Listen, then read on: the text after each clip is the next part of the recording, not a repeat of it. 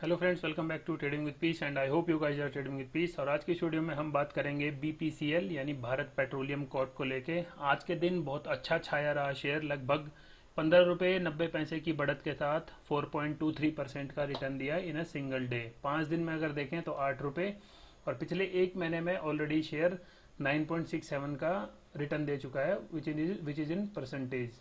अगर हम इसके चार्ट पे बात करें, अगर आप लोग चार्ट देखोगे बीपीसीएल का, तो काइंड ऑफ रिवर्सल दिख रहा है ट्रेंड का। ट्रेंड यानी आप बोल सकते हो ट्रेंड रिवर्सल का साफ साफ संकेत आ रहे हैं इसमें। और इससे पहले मैं आपको बताना चाहूंगा निफ्टी का चार्ट। अगर आप निफ्टी में आज के दिन अगर आपने निफ्टी को देखा तो निफ्टी ने अपने आप को काफी अच्छे से संभाला और लगभग लगभग 170 पॉइंट की तेजी के साथ निफ्टी पॉजिटिव कैंडल के साथ क्लोज हुआ है। अगर हम इसका 15 मिनट का चार्ट फ्रेम देखें तो आप 15 मिनट में भी देखोगे एक अच्छा चार्ट पैटर्न देखने को मिला। सुबह से ही आप देखोगे 9:15 की जो कैंडल बनी है उसमें आपको कहीं पे भी निफ्टी में कोई नेगेटिव ट्रेंड नहीं देखने को मिला, विच आई एम एक्सपेक्टिंग कि कल के दिन भी हमें मार्केट में देखने को मिलेगा। और एक अच्छा हायर हाई के साथ हमारा रेजिस्टेंस अभी भी 17,263 के आसपास रहेगा। सेम अगर आप ऑटो निफ्टी ऑटो को भी देखोगे तो अच्छा परफॉर्म कर रहा है। और जैसा मैंने कल आपको अपनी एनालिसिस में बताया था कि इन्फी यहाँ से बाउंस बैक कर सकता है, और आज के दिन आप देखोगे जो इसका दिन की कैंडल बनी है वो बहुत ही अच्छी शानदार कैंडल बनी, यानी आज के दिन कोई सेल ऑफ नहीं हुआ, which is a very positive sign for Infy. और इससे पहले हमने एनटीपीसी में भी बात किया था, तो सेम एनटीपीसी भी जो मैंने आपको लेवल्स दिए थे उसके आसपास ही घूम रहा है। तो इसका मतलब ये नहीं है जो मैं आपको ये दिखाए मैंने आपको चैनल जो भी अपने चार्ट्स दिखाए, इसका मतलब ये नहीं है कि मैं अपनी तारीफ कर रहा हूँ। It is just I am showing what analysis I post on the trading with peace. और जो भी मैं एनालिसिस शेयर करता हूँ this is only for your educational purpose. और मैं ये नहीं कहता हूँ कि आप लोग इसको इंट्राडे में यूज करो। मैं ये कहता हूँ कि आप लोग बस समझने की कोशिश कीजिए कि हाउ ए सिंपल एनालिसिस, यानी कितना सिंपल हम एनालिसिस करके अच्छा पैसा बना सकते हैं मार्केट में। और जितनी आप कॉम्प्लिसिटी लाओगे, उसमें कॉम्प्लिकेट करोगे सिस्टम्स को, उतना टफ हो जाएगा। तो इसी के बीच हम बात करेंगे आज बीपीसीएल को लेके।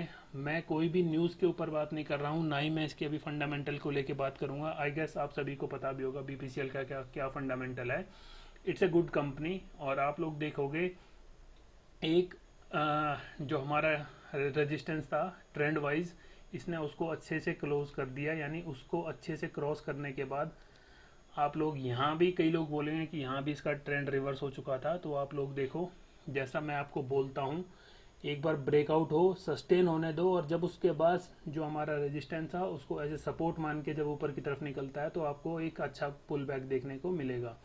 सेम आप लोग देखोगे तो ये दूसरी जो मैंने पहली लाइन खींची थी उस पर आप देखोगे यहाँ पे रेजिस्टेंस फेस हुआ, थोड़ी देर कंसोलिडेशन हुई, और आज के दिन आप देखोगे बीपीसीएल ने एक ब्रेकआउट दिया है। तो जो मेरा इसमें इमीडिएट टारगेट है, जो मेरे को लगता है अगर इसको जाना है तो ये लगभग 400 का एक अपना पॉइंट तो टच करेगा ही करेगा। लगभग 400 का फर्स्ट रेजिस्टेंस और सेकंड रेजिस्टेंस इसको लगभग ये जो अपना 200 मूविंग एवरेज है इसके आसपास 410 के आसपास देखने को मिलेगा कल के दिन। और अगर इन स्विंग ट्रेडिंग की बात करूं, अगर हम स्विंग की बात कर ही रहे हैं तो मेरे ख्याल से इसमें कई दिन अभी पॉजिटिव रहेगा। बट मैं ये नहीं कह रहा हूँ कि अगर आप लोग, कई मेरे दोस्त होंगे जो कल ही के दिन सोचेंगे हम आज ही इसको स्विंग ट्रेड के लिए ले लेते हैं, तो कल हो सकता है आपको अगर स्विंग ट्रेड करना है तो आपका एसएल थोड़ा बड़ा होगा। लगभग लगभग आपको एसएल 379 के आसपास अपना टाइट करके रखना चाहिए फॉर अ टारगेट ऑफ लगभग लगभग जो हमने बोला 410 मेरे ख्याल से इसको जल्दी ही देखने को मिलेगा। और उसके बाद अगर ये 410 को अच्छे से क्रॉस कर लेता है तो आपको फिर इसका 430 और 433 का भी एक अच्छा टारगेट देखने को मिल सकता है इन कमिंग डेज, अगर निफ्टी हमारा सही परफॉर्म कर जाता है, यानी निफ्टी में कोई सेल ऑफ के सिग्नल ना देखने को मिले। क्योंकि हमने देखा है मार्केट में भले स्टॉक कितना भी अच्छा परफॉर्म करे, बट ओवरऑल अगर मार्केट में इंडेक्स में सेलिंग आती है तो कहीं ना कहीं स्टॉक्स को भी उसके बिहेव में ही बिहेव करना पड़ता है। तो अगर आप लोग आजकल आप लोगों ने मार्केट देखी भी होगी कि कितना ही वोलेटाइल मार्केट हो चुकी है। Nothing is going with technicals, nothing is going with fundamental, and sometime it is just behaving on index, यानी जो इंडेक्स कर रहे हैं वैसे स्टॉक भी करने लग जाएंगे। आप टाटा स्टील का चार्ट उठा के देख लो, आप एसआरटी का चार्ट उठा के देख लो, टाटा कॉफ़ी का चार्ट उठा के देख लो। एज एंड व्हेन निफ्टी में गिरावट आएगी तो ये सारे स्टॉक्स नीचे चले जाएंगे। Anyhow they are not participating in Nifty 50, but still they behave as per the mood of market. तो एसएल आप लगा के चल सकते हैं। क्वांटिटी मेरे ख्याल से अभी थोड़ी कम रखनी चाहिए, जो आप जितनी क्वांटिटी में आप ट्रेड करते हो उसकी हाफ कर लीजिए और आप लोग मार्केट में सस्टेन कीजिए, बस मार्केट में बने रहें, उथल पुथल चलती रहेगी। Till then, thank you so much. Trade with piece.